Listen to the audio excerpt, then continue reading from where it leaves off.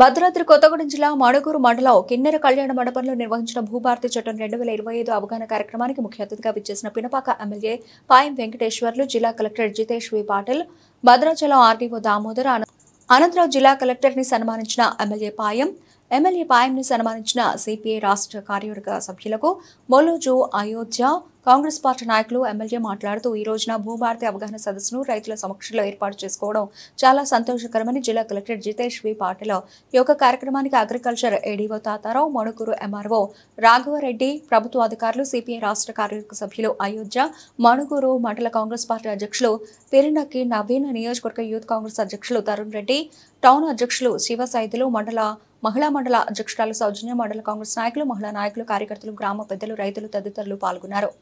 అర్థం చేసుకోవాల్సిన అవసరం ఉంది. ముఖ్యంగా ఈ పేరు అంటే ఈ చట్టానికి పేరు భూభారతి ఆర్ఓఆర్ చట్టం. ఆర్ఓఆర్ అంటే record of rights. Record of rights అంటే హక్కులకి ఉన్న లెక్క. ఎవరికి ఏ హక్కు ఉందో భూమి మీద దానికి ఒక తయారైన రికార్డ్. అది గుర్తించుకొని దానికి భద్రత ఇవ్వాలి, కాపాడుకోవాలి. ఆ ఉద్దేశంతోనే ఈ చట్టం తయారైంది. సో దానికి ఉన్న ఈ ఉద్దేశాలు మన చట్టంలో అదే భూమి హక్కులు భద్రం, భూమి సమస్యలు సత్వర పరిష్కారం, తర్వాత రైతుల మేలు కోసం ప్రజాపాలనలో చారిత్రాత్మక మార్పు. నెక్స్ట్ సో ఆర్ఓఆర్ అంటే గతంలో రికార్డు రకరకాలుగా తయారయ్యేది. ఒక 70 సంవత్సరాల ముందు పెడితే ఖాసా పహానీ అందరికీ కనపడుతుంది. మన తహసీల్దార్ ఆఫీస్ లో పెడితే 70 సంవత్సరాల ముందు ఉన్న భూమికి సంబంధించిన రికార్డ్ ఏంటంటే ఖాసా పహానీ. తర్వాత చెసల పహానీ రాశారు, తర్వాత పహానీలు రాసుకుంటూ పోయారు. తర్వాత 71 సంవత్సరంలో చట్టం వచ్చింది, ఆర్ఓఆర్ చట్టం. అప్పుడు రైతులందరికీ పాస్ పుస్తకాలు చేతిలో వచ్చింది, మండలాలు తయారైపోయి పాస్ పుస్తకాలు చేతిలో వచ్చింది. తర్వాత ఆన్లైన్ లో వెబ్లాండ్ అని తయారైంది. కొంతమందికి గుర్తుండొచ్చు, వెబ్లాండ్ అనే వ్యవస్థలో ఆన్లైన్ లోకి మారింది. తర్వాత 17 సంవత్సరంలో ఈ 1B ఏదైతే ఉందో అది అందరికీ చూపించుకొని ఇది సరి ఉందా కాదా, మీరు సరి ఉంటే సంతకం పెట్టండి, అదే ఎక్కిస్తాము, సరి లేదంటే మీరు ఏం సమస్య ఉందో చెప్పండి, అట్లా చేసుకొని పార్ట్ B లో వేయడం జరిగింది. చాలా మందికి పార్ట్ B అని తెలుసు. సో దానికి శాసనసభ్యులు పాయం వెంకటేశ్వర్లు గారు, వేదిక పైన ఉన్న అధికారులు, ఆర్డీఓ గారు, ఏడీఏ గారు, మన రెవెన్యూ సిబ్బంది, ఇక్కడ వచ్చిన అందరూ రైతులందరికీ పేరు పేరున నమస్కారం. చట్టం గురించి జనరల్ గా ఏమనుకుంటారంటే ఎప్పుడో తయారైంది, కానీ ఈ భూభారతి చట్టం ఏదైతే ఉందో ఇది జనవరిలో ఆమోదమైంది శాసనసభలో. తర్వాత ఇప్పుడు నియమావళి తయారై 14 ఏప్రిల్ రోజు విడుదల చేయడం జరిగింది. కాబట్టి మన కళ్ళ ముందు తయారైన చట్టం, అమలవుతున్న చట్టం అంటే ఈ భూభారతి చట్టం. ఆనాటి ఒక 70 సంవత్సరాల ముందు రాజ్యాంగం రాశారు బాబాసాహెబ్ అంబేద్కర్ గారు అధ్యక్షతనంలో.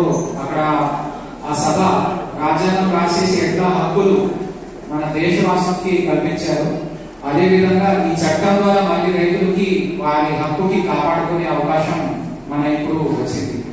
సో ఈ సింగరేణిలో భూములు పోయిన ఈ మండలంలో, ఇవాళ ఈ మండలంలో నియోజకవర్గంలోనే అతి తక్కువ రైతులు ఉన్నది ఏదైనా మండలం ఉందంటే 7 మండలాల్లో మణుగూరు మండలం.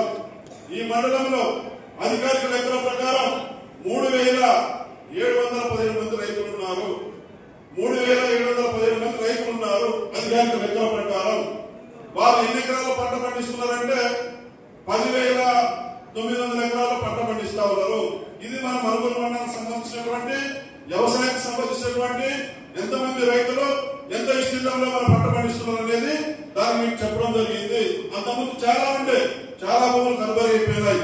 కాబట్టి ఇవాళ ఏదైతే ఇంత చట్టాన్ని తీసుకొచ్చినటువంటి అన్ని రకాలుగా సుదీర్ఘంగా లోతుగా అధ్యయనం చేసి నేను మీ ఎమ్మెల్యేగా చెప్తా ఉన్నా, గవర్నమెంట్ కూడా చాలా సీరియస్ గా ఉంది.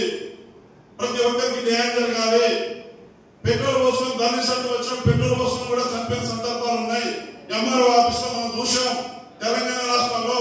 అటువంటి పరిస్థితి ఏ ఒక్క రైతు రావద్దని, అందరికీ న్యాయం జరగాలని, అందరికీ మంచి జరగాలని మన ముఖ్యమంత్రి గారు, కేబినెట్ మంత్రులు, రెవెన్యూ మంత్రి పొంగులేటి శ్రీనివాస్ రెడ్డి గారు పగలు రాత్రులు చర్చ చేసి ఉన్నతాధికారుల దగ్గర కూర్చోబెట్టుకొని ఈ చట్టాన్ని రూపకల్పన చేయడం జరిగింది. దాన్ని అమలు చేసుకుని మన ముందుకు ఈరోజు తీసుకురావడం జరిగింది. బ్రహ్మాండమైన చట్టం, అద్భుతమైన చట్టం. ఇది అందరికి ఉపయోగపడుతుంది. ఈ ప్రాంతంలో అందరూ కూడా అన్నదమ్ములుగా ఉంటున్నాం. ఏ ఒక్కరికి ఇబ్బంది జరగదు. వాస్తవాలనే పోదాం, వాస్తవాలని పోదాం. అందరూ కలిసి ఉందాం. ఏదన్నా టెక్నికల్ ప్రాబ్లం ఉంటే చట్టబద్ధంగా గట్టిగా చూస్తారు. లోకల్ ఉండే అభిప్రాయం లేదు, చట్టబద్ధంలో వచ్చే అభిప్రాయాలు ఏమి ఉంటాయి. కాబట్టి ఈ చట్టం ద్వారా ఈ మనుగోలు మండలంలో అందరికీ మంచి జరుగుతుందని, అందరికీ న్యాయం జరుగుతుందని నేను భావిస్తూ నేను చెప్తున్న ఎమ్మెల్యేగా ఈ భూముల విషయంలో